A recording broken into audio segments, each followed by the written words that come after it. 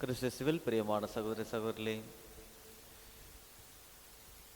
இயேசுவின் மீது நம்பிக்கை இருக்கின்றதா? இயேசுவை நீங்கள் நம்புகிறீர்களா? நம்பியதால் தான் திருமுழுக்கு பெற்றிருக்கிறோம், நம்பியதால் தான் என்று திருப்பலிக்கு நாங்கள் வந்திருக்கின்றோம். ஆனால் சற்று சிந்தித்து பாருங்கள், இந்த இயேசுவின் மீது இருக்கின்ற நம்பிக்கை எப்படிப்பட்ட நம்பிக்கையாக நம்மிடம் இருக்கின்றது? என் நம்பிக்கை, இயேசுவின் மீது இருக்கின்ற நம்பிக்கை எப்படிப்பட்டதாக இருக்கின்றது என்று சற்று சிந்தித்து பார்க்கின்ற பொழுது பேதுருவை ஒரு எடுத்துக்காட்டாக நாம் சொல்லலாம். நம்முடைய நம்பிக்கை எப்படிப்பட்டதாக இருக்கின்றது என்றால், ஆண்டவரே, நானும் உங்களோடு இந்த கடல் மீது நடந்து வரலாமா என்று பேதுரு கேட்டார். வா என்று கூறுகின்ற பொழுது அவர் படகிலிருந்து இந்த கடல் மீது ஏறி நடக்கின்ற பொழுது இயேசு கிறிஸ்து ஏற்கனவே இந்த கடல் மீது நடக்கின்றார். அவர் இறைமகன் என்பதை அறிந்திருந்தும் சற்று அவர் கவனக்குறைவு வருகின்ற பொழுதோ அல்லது அலைகள் அதிகமாக வருகின்ற பொழுதோ அவர் முழுக தொடங்குகின்றார். ஆண்டவரே, என்னை காப்பாற்றும் என்று அவரோடு இருக்கின்ற இயேசுவை பார்த்து அவர் கூக்குரல் இடுகின்றார். இப்படிப்பட்ட நம்பிக்கையாக தான் நம்மிடம் இருக்கின்றது. நாம் அவரை நம்புகின்றோம். ஆனால் இந்த உலகத்தில் பல துன்பங்களோ சூழ்நிலைகளோ வருகின்ற பொழுது உடனடியாக நாம் இறைவனை பார்த்து என்னை காப்பாற்றும் என்று சொல்கின்ற மனிதர்களுடைய நம்பிக்கையாக தான் நம்மிடம் இருக்கின்றது.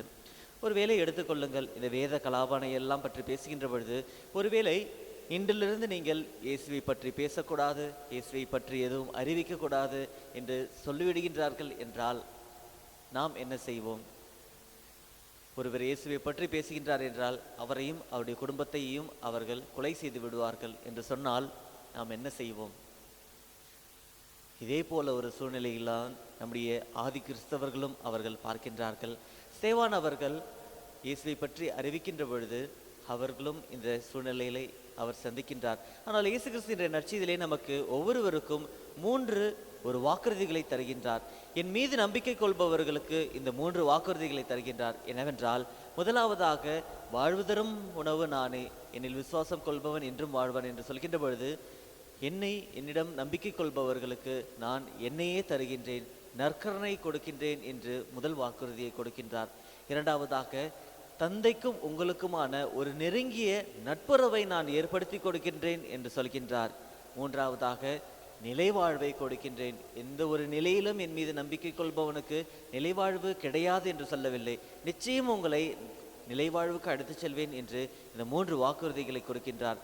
இந்த 3 வாக்குறுதிகளை பெற்றவனாக தான் இன்றைய முதல் வாசகத்திலே பார்க்கின்ற பொழுது சேவான் அவர்கள் இறந்திருப்பதை நாம் பார்க்கின்றோம். நேற்றைய தினத்திலே சேவானுடைய இறப்பை பற்றிய முதல் வாசகத்திலே பார்க்கின்ற பொழுது தம் இறக்கப் போவதாக உணர்ந்த சேவான் என்ன நிகழ்கின்றது என்று பார்க்கின்றீர்கள் என்றால், அவர் அன்னார்ந்து பார்க்கின்றார்.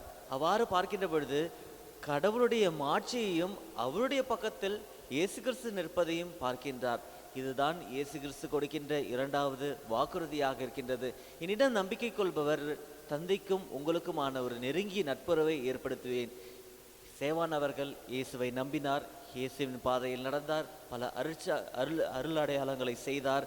அவ்வாறு செய்கின்ற பொழுது அவரை கொள்வதற்காக வந்திருக்கின்ற பொழுதும் அவர் நம்பிக்கை கொண்டவனாக இறப்பிற்கு தயாராகின்ற பொழுது அப்பொழுது இயேசு கிறிஸ்து கொடுத்த வாக்குறுதி தந்தைக்கும் உங்களுக்குமான நெருங்கிய நட்புறவு, அதை அவர் பார்க்கின்றார். தந்தையினுடைய மாட்சியையும் அவரோடு இருக்கின்ற இயேசு கிறிஸ்துவையும் பார்ப்பதை அவரிடம் அறிவிக்கின்ற பொழுது அவர்கள் அவரை கொலை செய்கின்றார்கள்.